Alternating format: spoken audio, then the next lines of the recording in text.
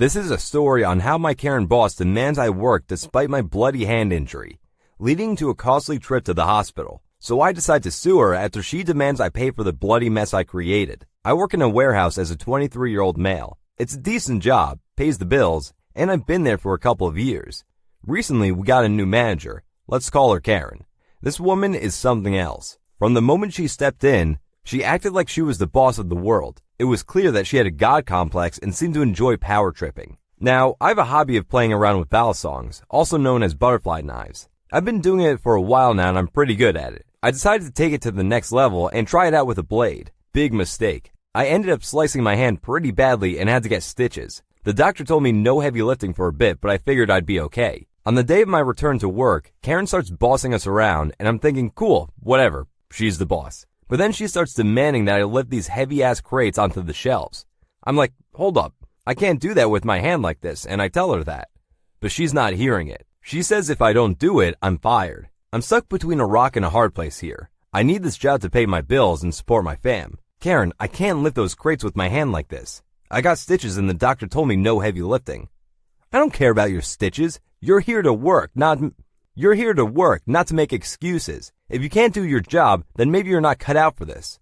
But Karen, I told you about my injury and I can't do it alone. Can you please provide some accommodations or get someone to help me? No, I'm not going to coddle you. You need to work and if you can't, then you're out. So I'm trying to lift this crate and of course, the stitches in my hand break and I'm bleeding all over the damn thing. I ended up toppling over and the 3 crates I was lifting fell on top of my arm. Blood-covered produce started rolling everywhere. Karen was furious, but not because I'm hurt, nah. She's mad because the crate is ruined. She starts yelling at me, calling me a liability, and says I have to pay for the crate. Meanwhile, I'm bleeding everywhere and my arm is fractured. They rush me to the hospital and Karen doesn't even ask if I'm okay. She just calls up and tells me to pay for the crate and the hospital bills. The confrontation went a bit like this. Karen, are you serious? You're my boss. It's your responsibility to make sure I'm safe at work and to take care of me if I get hurt. You're a blimey idiot. You should have known better than to try and lift a heavy crate with an injury. You're lucky I'm not suing you for damaging company property. And if you think you're getting a penny out of me, you're delusional. That's not fair. I told you about my injury and you refused to provide any accommodations. You should be held responsible. I don't understand your logic. But she's not having it. She tells me I'm fired if I don't pay up. So I decide to lawyer up and file a complaint against Karen for negligence and refusing to provide a safe working environment. My lawyer and I gather all the evidence we can, including my medical records, witness statements from my coworkers, and messages of my attempts to inform Karen about my injury and request accommodations. We present our case to Karen and her legal team, and it's clear that she's not taking us seriously at first.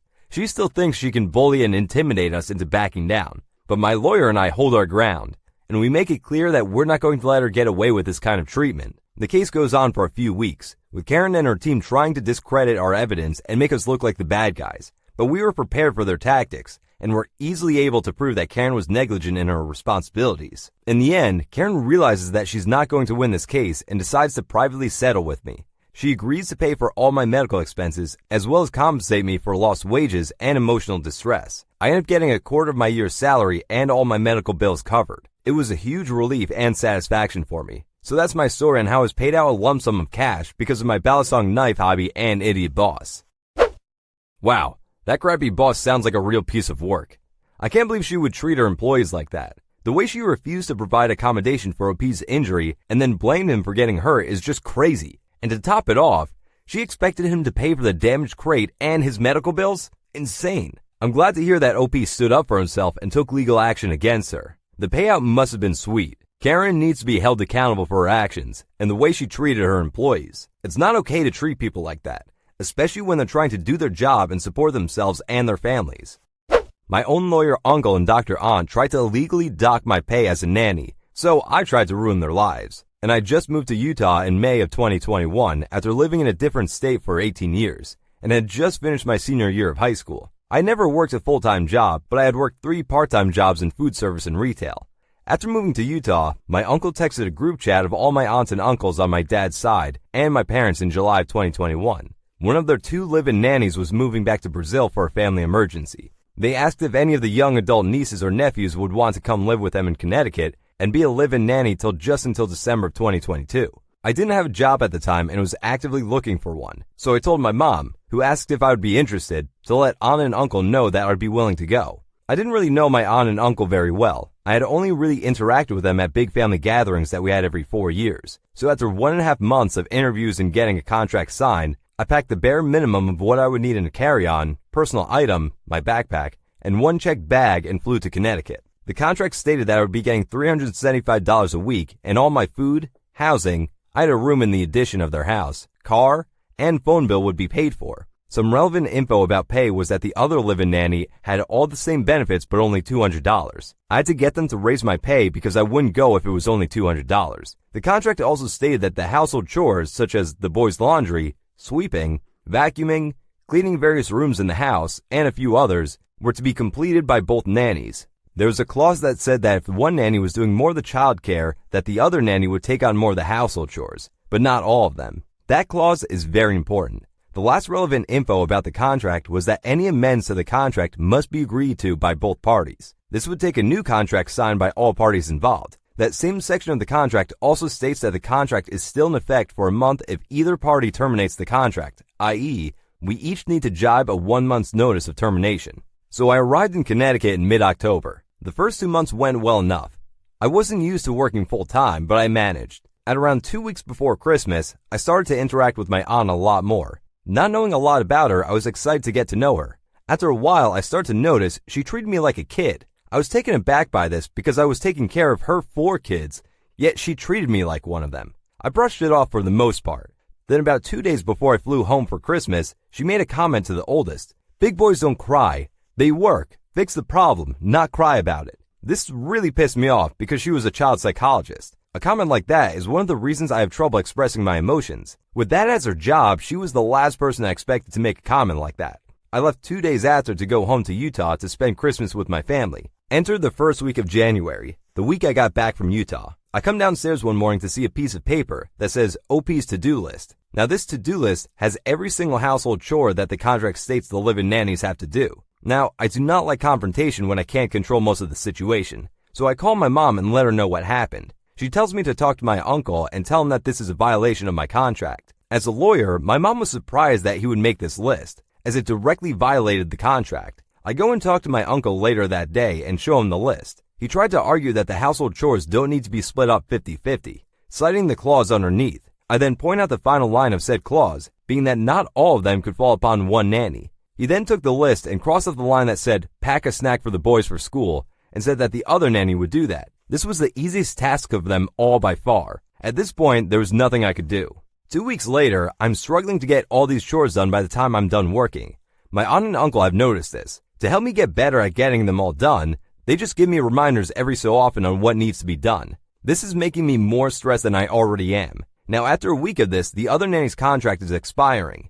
Instead of renewing, she leaves and goes to work for a different family about 30 minutes away. During this time, my aunt and uncle interview and hire a new nanny. The new nanny is waiting to get a visa to the U.S. It is a week before they would arrive in the U.S. During this week, I'm now tasked with 100% of the household chores. I'm working about 12 hours a day from Monday to Saturday. I spend this week working my ass off to try to get all the chores done and take care of the 4 kids. As to be expected, I fall behind. I can't complete their laundry list of items I should get done by the end of the day. I get those reminders of all the tasks I haven't done, needing to be done. That week feels like it took an eternity. By the end, I'm so stressed that I'm having panic attacks at the end of every day and crying myself to sleep almost every night. The start of the next week, the final week in January, the new nanny arrives. He is a super nice guy. He is able to get the hang of stuff very quickly. I start to feel a huge weight off my shoulders when he arrives. That week passes without much happening. I get into a groove and my stress levels are down. Then Sunday arrives. I'm about to go to bed after a long Zoom call with my girlfriend at the time. We had been long distance since my move in May of 2021, when I get a text from my aunt asking me to come downstairs to talk to her and my uncle. I'm a little confused as to what it is they want to talk about, but I go downstairs to talk with them. They both explain that I'm not doing well enough for them to feel good about paying me $375 a week pay. They told me that the other nanny found out that I was getting paid more for doing what they felt was less work. It would be a difficult situation for them. They wanted to lower my pay to the $200 a week that the other nanny was making. I would be able to get back to my $375 a week by proving to them that I could do the work. As I said, I'm not a fan of confrontation when I cannot control the situation. So I said okay, and quickly ran upstairs and cried for a solid 30 minutes. Afterwards, I called my mom to explain what was going on. My mom told me what they were doing was not okay by any means. It was in fact quite illegal. She told me that I was going to need to stand up for myself and tell them no. I was so emotionally charged that I decided to wait till Monday to confront them about it. Monday, I was thankfully off. I took the day to prepare myself emotionally, as well as a game plan for what to say. I waited till later that night to talk to them, so the kids wouldn't overhear or distract me. I told them that cutting my pay down was illegal, that it could only be done if a new contract was drafted and signed and agreed to by all of us. Even if that was the case, which it was not, it would still take a month before coming into effect. I told them that I refused to sign another contract with that pay. I only took this job because of the higher pay. I gave them an ultimatum that they either pay me my full wage moving forward, or this was 1 month's notice. They both whispered to each other, for what felt like an eternity, turned to me and said, "I guess it's your 1 month's notice then." I told them okay, and that they still had to pay me my $375 a week for the remainder of the month. They looked at each other, and my uncle said that they would go week by week to see if I had earned the $375 that week. I told them that was okay, but if they decided that I hadn't earned the $375 and they paid me the $200, I would leave at the next Monday, as that would be a violation of the contract, and I therefore would consider the contract null and void and leave. My uncle backtracked real quickly saying, "Well, OP, I don't think that's the best decision for you to make, and I can't make the next part up. I think it's more about the spirit of the contract than the letter." My uncle, the lawyer, said that gem. I had to hold in my laughter. I started to walk upstairs and respond as I walked away. I wonder how that would hold up in court. Food for thought. As I walked to my room, I felt so powerful and had the biggest grin on my face. That night, I booked flights for a month in advance and paid for the option to change flight date without paying a fee, so that I could change my flights and leave if my pay was docked. For 2 weeks, I felt so good. I had a wave of relief that felt like all that weight I had been carrying was gone.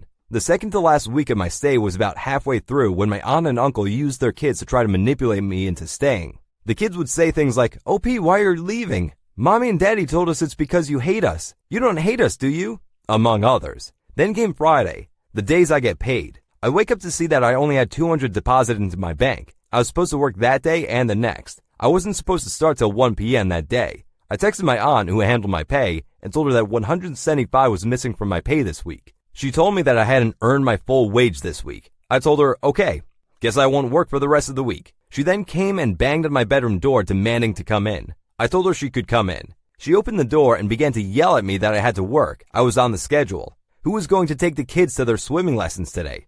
I said, I don't know. That's not my issue. She got super red and went off on me saying, yes it is. You're on the schedule for today. It's your responsibility. To which I replied calmly, well, if you pay me the other $175 you owe me, then I'll gladly do that. But since I haven't earned it, then why should I keep working? You violated the contract. If you don't pay me, then I won't work. Simple as that. Also, if you don't want to pay me my legal contractual wage, then I will also move my flight to Monday. She gave me a look that I can only describe as the look of death and said, you're right, you haven't earned it. It's about the spirit of the contract than the letter anyways. Please, we're family. Why can't you just help us out? All I said was, it's not my problem if you don't pay me. I could very easily sue both of you for contract violation and win. But you're right, you're family, so I won't. I should help family, right? She just stormed off. I ignored all the texts and calls from my aunt and uncle about me needing to do this, or me needing to do that. I waited till the end of the day to see if I got the $175 I was owed. I wasn't surprised when it didn't show up. The next morning, I called and got my flights changed to that following Monday. I screenshotted the flight confirmation and sent it to both of them to show I was actually leaving. I again ignored all their calls and texts about, you need to do this or that, and asking me to reconsider. I spent that day and the next packing up everything I had. Sunday evening, I got a text to the group chat with me, my aunt, my uncle, and the other nanny with that week's schedule. It had me working Monday to Friday. My aunt and uncle had to go into the office on Mondays early in the morning. I wasn't supposed to work till that afternoon. On that Monday morning, after they left for work and the kids were at school or out with the other nanny, I left a note on the counter for the other nanny and my aunt and uncle. It was just a goodbye, nothing fancy. I got in an Uber and got on my plane home at noon. When I landed in Utah and turned off my airplane mode, my phone blew up with texts and missed calls from my aunt and uncle asking where I was supposed to be working, etc. I sent one text to them saying, I left a note. I told you I was leaving today.